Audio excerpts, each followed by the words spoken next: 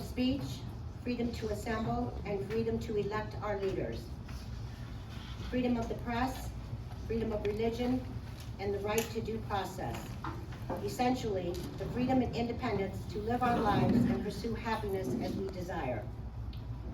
We should also remember why we still have those freedoms guaranteed to us some 230 years ago by our Constitution. The brave men and women who have risen to the occasion every time our country and our freedom has been threatened. Today we have over 1 million soldiers, sailors, airmen, Marines, Coast Guardsmen defending our freedom and independence in all corners of the world and at home. There's been 4,431 deaths, 31,994 wounded in action in the Afghanistan-Iraq war. For you veterans of all eras, I salute you for your service and your sacrifice. For those who have not worn the uniform to our country, never forget that you do not have to wear the uniform to serve. Thank you, and happy Veterans Day.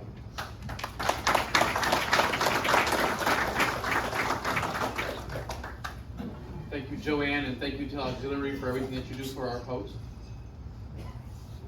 And good morning to everybody, and thank you for being here on this Veterans Day. It's definitely an honor to look out into the crowd and to see all of our seats filled up and still people coming in right now. So thank you for that. I want to begin today by expressing my gratitude to everyone for joining us and allowing me the opportunity to speak to you today.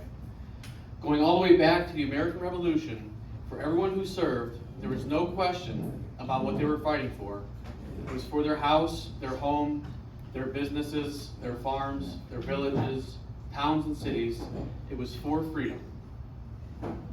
That freedom has transcended generations, not because it had been guaranteed or has come easy, but because over the years, selfless Americans have continued to stand up, raise their right hand, and commit to ensuring liberty for all. Today, we celebrate the millions of veterans who have ensured our freedom since America's humble beginning. There's a whole nother 3 or 4 paragraphs on this for me to read, and I'm just not going to do it because we have a special guest. Today, we have a special guest, an honored guest, Fred Faulkner, World War II veteran. The stage is yours.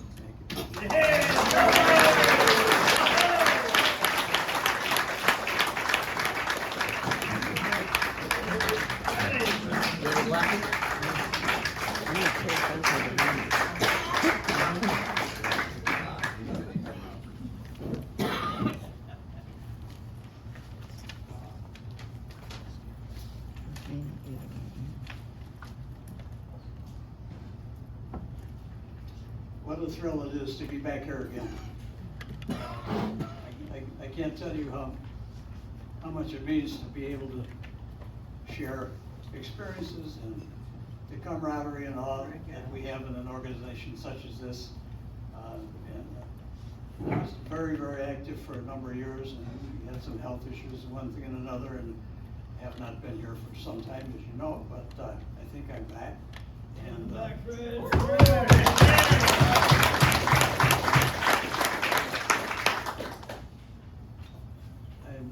privileged to address you and give you my little history and perspective of what happened.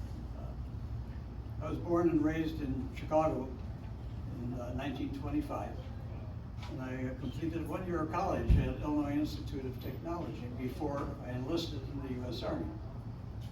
I was selected to specialize in radio because of my father's influence, who was one of the very, very early people involved in radio wave propagation.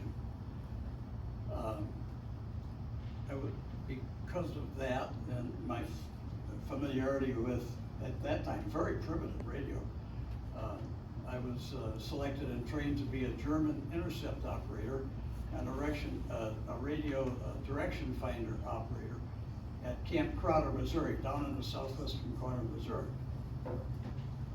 We shipped overseas in 1944, and a very small cargo ship. None of you guys would know this because you probably all flew where you went. But all we had were little putt-putt airplanes, except for the B-17, which was great.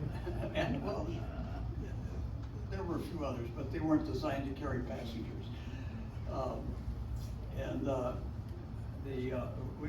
We went overseas in a very small cargo ship.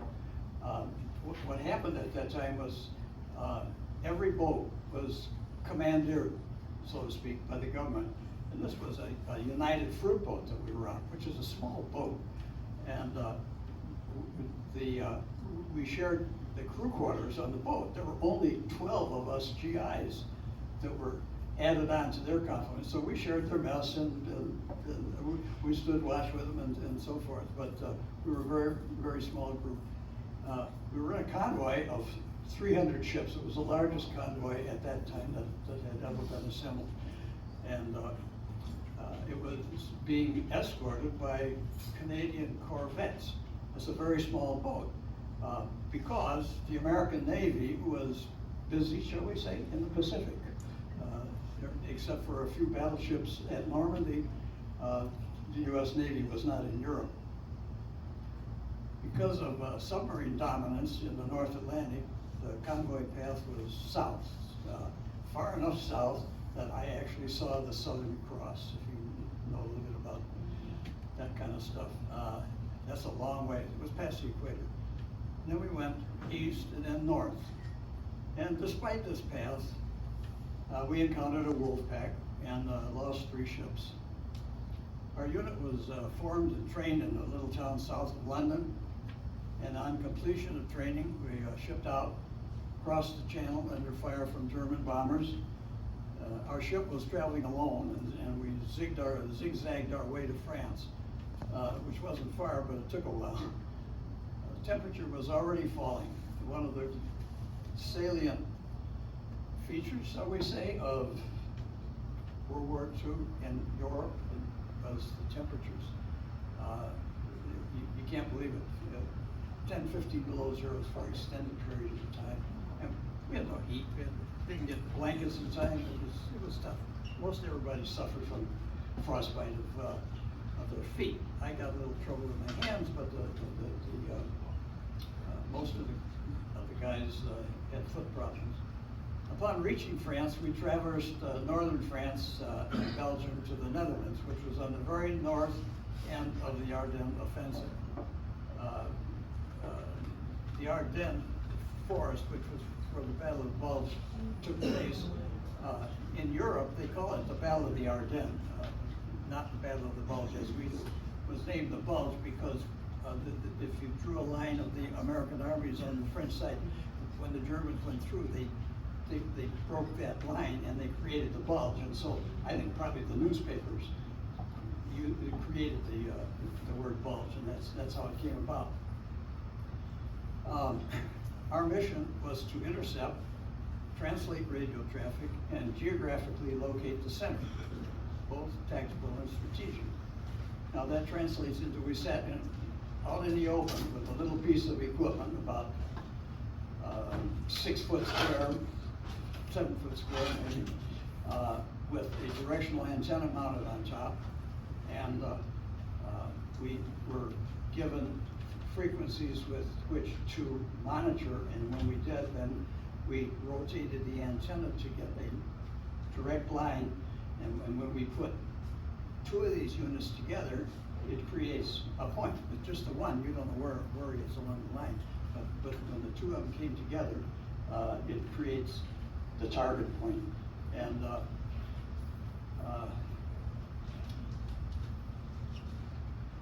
because our equipment needed to be out in open space to function accurately, radio signals, if you had a signal in here, it would bounce off all the walls, go in every direction. So that means in order for us to accurately determine the direction from which it originated, we had to be out in the open. Well, that's fine, but that made us prime targets for German aircraft. Keep in mind that besides the action on the continent, the Germans were still pummeling England with aircraft and rockets. When we were training, we could constantly see the rockets on their way to mostly London, because they had targeted London as their primary objective. And let me tell you that the British don't get enough credit.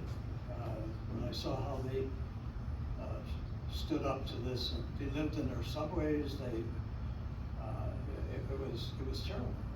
They sent all their children north so that they would be out of the range of fire, because the Germans had focused on London. And I give them the greatest credit. The weather became absolutely cruel, with temperatures going as low as 15 degrees Fahrenheit and minus 15 degrees Fahrenheit, and staying that way for much of the time of the Battle of the Bulge. I think we had as many people put out of action by frozen feet as we did from gunfire wounds. At the end of the war, our unit was broken up, and we all went our various ways. Some of us, me included, were retained to be available during the Cold War for another year. It's a long story, but suffice it to say that we played an important role. It's what is known as the Battle of the Bulge, and as I said, in Europe it's known as the Battle of the Ardennes Forest. Our trip home on the victory ship was happily uneventful.